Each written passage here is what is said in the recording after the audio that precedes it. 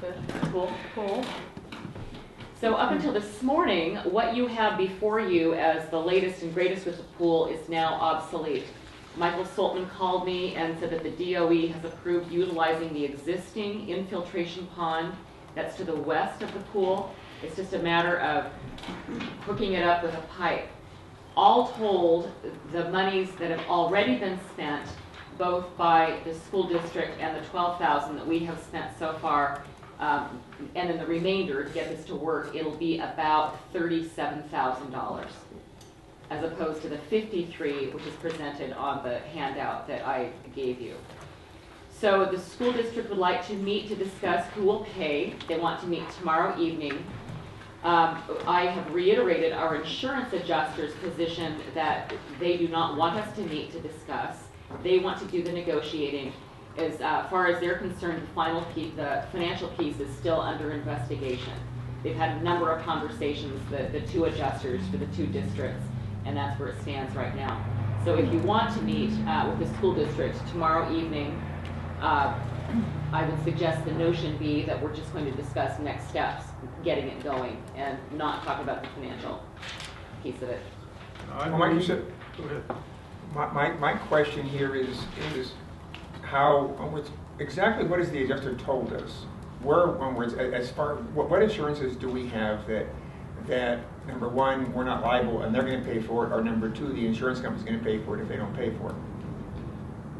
I can't answer that. They don't answer that. Their response is that it's still under investigation. But their contention is that it's the school district's responsibility. They feel very strongly that it rests with the school district. What have they given us in writing? They haven't given us anything in writing. And they really don't want us meeting with the school district. Correct. And meanwhile, what's happening to the pools? I mean, is the work being done? Well, so that would be potentially something that we should talk about is what do we do? Does the school district just move ahead and get this done so we can open on time? And that would be one reason to meet. Well, I don't know if the school district will want to continue, I mean, I can't speak for the school district, but there is an option on, I think they feel in their part that they don't have to pay anymore for the pool to open until they meet with us. Yeah, and my concern here, well, exactly what you're talking about that here, is the fact that if we sort of get attorneys and insurance companies, whatever else involved, the process is just going to be strung out, in my opinion. I don't want to have us waste money or whatever else here, but again, we've already spent the $12,000. We get it back. Well, we could get it back. We could get it back. We've already spent the $12,000. We could get it back involved here. They've already spent $15,000. Theoretically, they could get that back from us. There's something going both ways involved. At this point, we're talking and I got the second hand. I talked onwards. I didn't have a formal meeting. I happened to be on the ferry with Bob Hennessy this morning, and what I was told is we're down to like $10,000, and so. What do you mean $10,000? Well, we've already spent 12. They already spent 15. But at this point, jump in here. And was to finish it, to get it done, we need to spend $10,000 to open to finish and get the pool open now. That's what we're arguing about here, and they're willing to. But I was told to split what we're talking about here, and so that would be $5,000 each or whatever else, and it's behind us. We get it done and move on here. And whereas if we don't do it that way, then the whole process can be strung out. Now again, we don't have any assurances, in other words, from the adjusters. All I know between litigation and attorneys before and stuff, there's always uncertainty, and we have nothing, even though they say this is how it is here, we have nothing in writing from them saying this is, there's no assurance that we're going to get bailed out at all. Plus the fact that we could face a larger liability. Now, I'm an attorney, what? Over there, what we face? A larger liability. or not. You know, we could, you know, I mean, having read the documents, hearing from our insurance company, the school district is, I think, worried because they're going to have a big liability bill if, you know, if the pendulum swings. I mean, they're the landlords, and we are the renters. And how much did we pay rent last year, Rowan? How much what? How much did we pay rent last year, Rowan? $1. Well, it's, okay. Well, my question is, if, let's say hypothetically, we were to split the 10,000, 5,000 each, would that prejudice us with the insurance companies, with the school district, with anybody else, as to whether or not we ultimately are responsible for 5,000? In other words, what kind of, I don't know, what is the information conveyed by splitting the cost at this point? Are we going to Oh, no, I think, my understanding is what they're talking about, we split the cost, we move the deal's done, we move on. Right, but see, this is the thing is, I think they feel like they are on the hook. They could be found liable for the whole thing. However, and Laura Wishick's an attorney, and she's on their board, and she's no dummy. You know, she deals with this all the time in Okay, practice. So, you know, I mean, it's not like, so if we agree to something preemptively, then, I mean, we have a fiduciary responsibility to the park district. And if we, like Doug says, pay something, then we are potentially admitting liability when, in the big picture, we may not be responsible at all for this. I mean, Okay, And so you don't think the hold harmless clause is enforceable? yeah, but okay, for what? well, No, that, you read that. Yeah, the hold harmless right. clause is pretty extensive about where it said if you read the agreement there as far as all liability and all tort and whatever else, it was pretty broad as far as holding them harmless. And so that's part of what they're. That's what we would sign if we. No. That's what the agreement we currently have. Oh. We have an agreement with states So- in it that we're going to hold them harmless for all kinds of tort and whatever I else think involved here. I think it's a chess game, and I think that hold harmless, our attorneys have deemed it to not be valid. They're trying to, We I have think, that in freak writing. us out so that we'll acquiesce Okay. and pay some money Okay. to get past it. Our insurance company Yeah. told us not to do what we're doing right now, Mhm. okay? No, not what we're doing, but not Well, to meet with okay. not to So- read anything. If you go along with it, what if in a year or two the county decides, no, it ain't gonna work? Then are we on the hook for half of something else? What do you mean that's not good work? Oh, the current construction arrangement, yeah. I'm Can't just discharge saying- to the pond. This is okay now, but maybe something else will change it. You'd be admitting culpability. That's what the insurance company said. They'll make any offers of anything. Okay? If we're only talking $5,000, the school district got $5,000. They're not broke. The $5,000 is nothing. Okay? And all I'm saying is if you pay the insurance and you seek their counsel and they say don't do anything, if you do something, it might even leave them off the hook. I would agree. Okay? As it stands right now, we are advised that none of it's our problem, and we could get the 12,000 back. That's what the insurance company attorneys are saying. Now the unsettling part is they've been shifty. They're swearing, hey, you got it made, but you know how it is, maybe you don't. And then you gotta look down the road. Could something else happen down the road? Could we clog their system? Could we cause their system to fail and they come back to us? Well, and don't forget that the lease is up at the end of this year. No, but that's okay. Well, But we're talking about the existing condition right now. Well, we're talking about that, well, and then if we take the pool on, will we take on the lease that King County has with the school The district? pool sits on their property.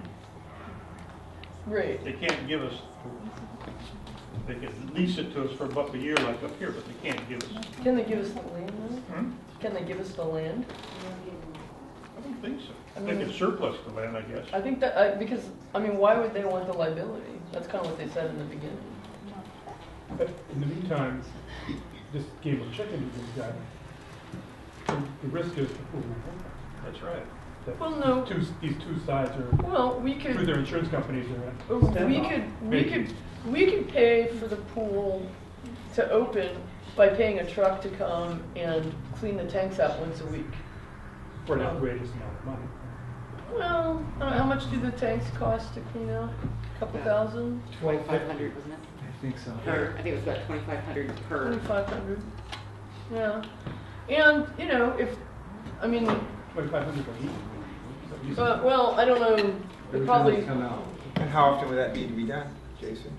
depending on, it all depends on the pool use, depending on how often we have to backwash the pool. You know, it could be once a week, it could be twice a week. It all depends, you know, it really depends on how dirty the pool gets, and that means when the pool gets dirty, then we have to backwash the system, clean everything out. All that dirty water gets pushed out to those tanks. and is that, yeah, but, I mean, how many backwashes fills the tanks up? 2. Okay, so maybe once every other week. Jason just said once a week. It depends on, you know, last summer we were backwashing once a week. Once you get the pool up and going, it's always the first part of the season, right around, you know, May, that it takes a while. But, you know, it all depends on, you know, how many people go, how many people are at the pool. If we have a really hot summer and you're getting a lot of use and the pool's dirty and you're having to backwash more, you can't. You're not, it's not Good guess. feasible to back.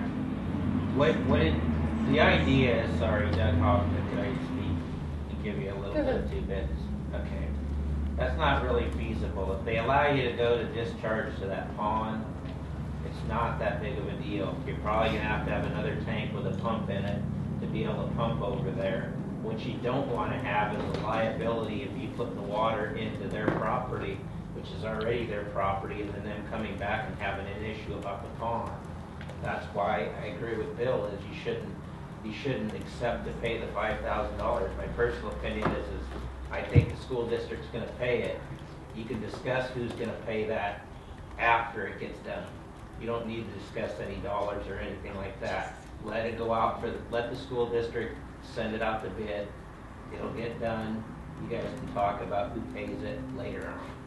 I'm But- pretty confident. But then the about that. question is, if we drag her, if the school district doesn't do it in a timely fashion, then, or in The between school now. district will do it in a timely fashion because it doesn't look good for them if you don't do the pool.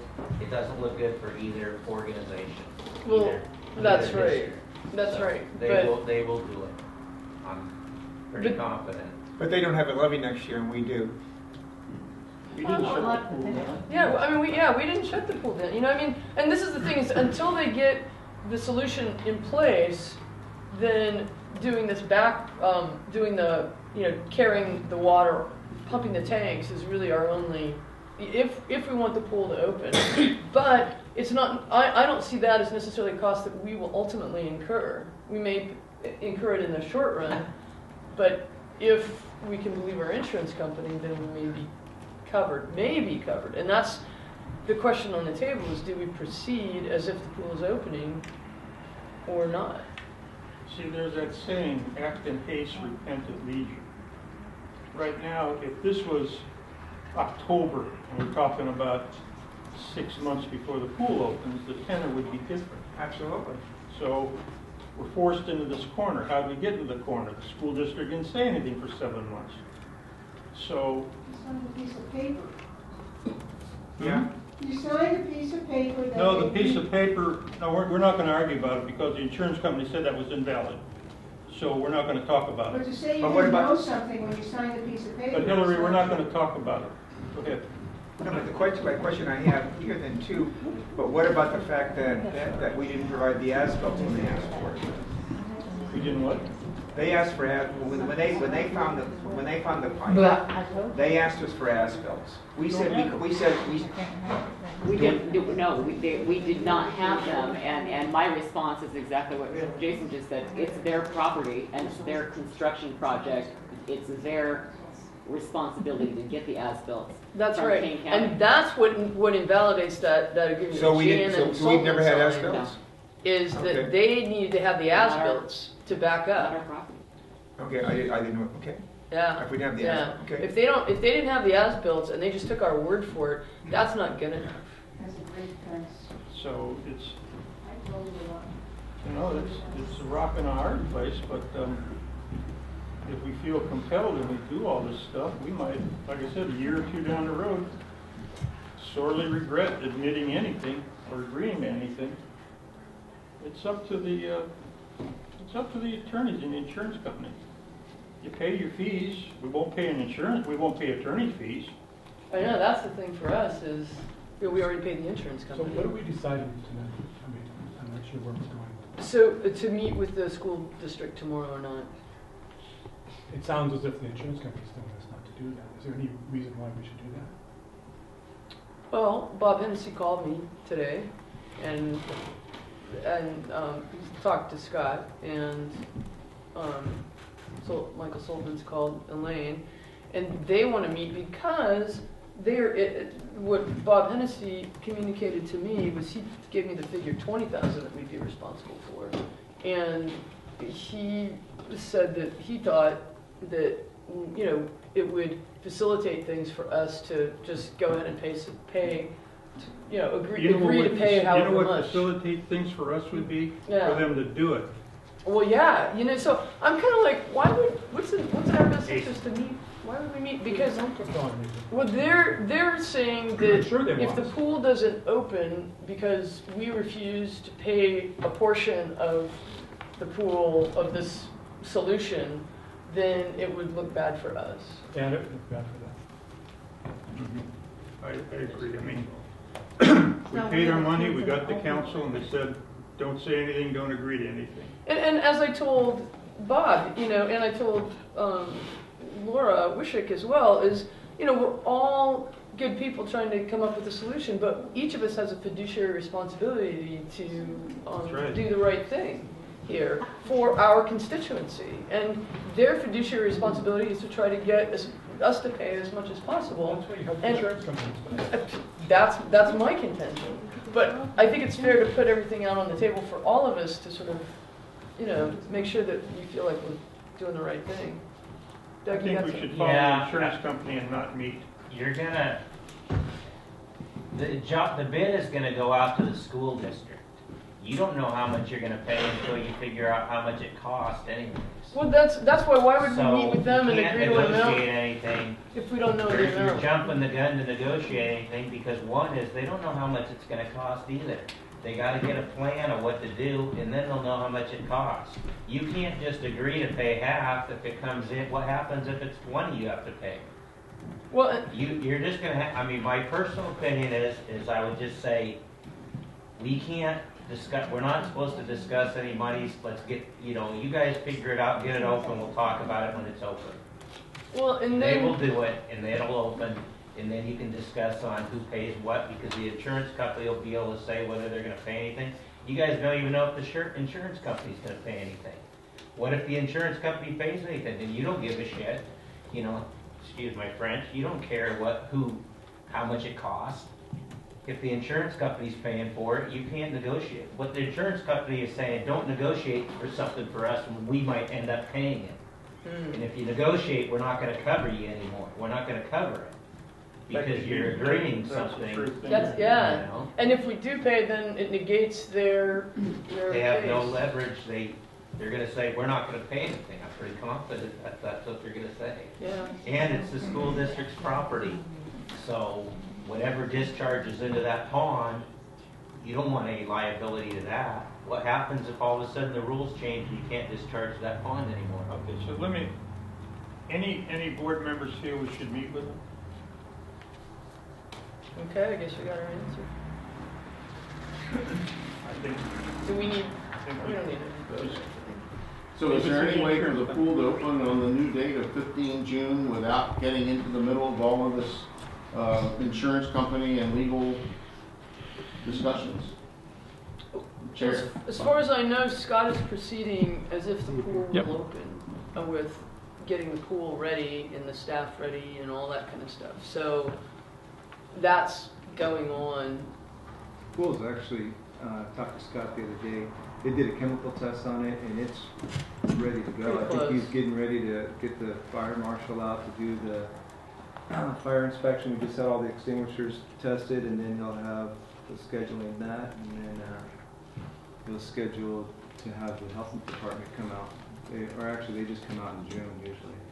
So it looks like, he's on his way as far as the pool is, Yeah. tested and ready to go. You could see nice all the way down the deep end. So what it really means is that you'll have to pump out those tanks. If we have to, If we have to, that'd be before the a solution is implemented. Yeah. Yeah. And that way you keep, The ball's in the school district's court at this point. Right, Okay, so- yeah, that's right. It's in the school district's hands at this point. If they because- want the pool to open, then So, Well, it's, when we met with them, when we met with the school district the last time, we agreed to open late because we didn't feel that we needed to incur extraordinary costs to the community by bringing in all these tankers. So a concession we made to save money was to open late. That's right. The way the insurance company is talking about it is anything cost that we incur because of this goes to the school district. If we bring in a tanker a day, it could be on their ticket, Yep, right? yep. So, I mean, we made a concession. We put it off 2 weeks to give them time to fix themselves, and we weren't incurring costs that might be theirs.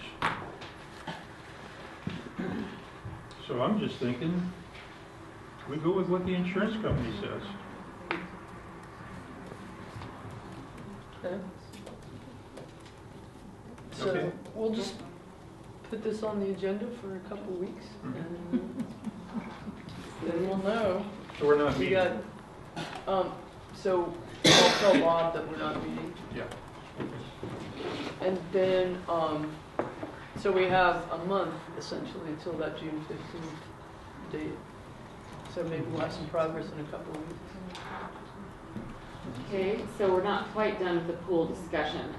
Unfortunately, this particular fix will only handle one backwash per week. It's always something.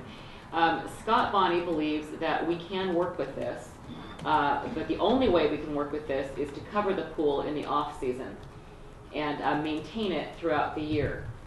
So the cost of a cover, including shipping, will be about $8,000.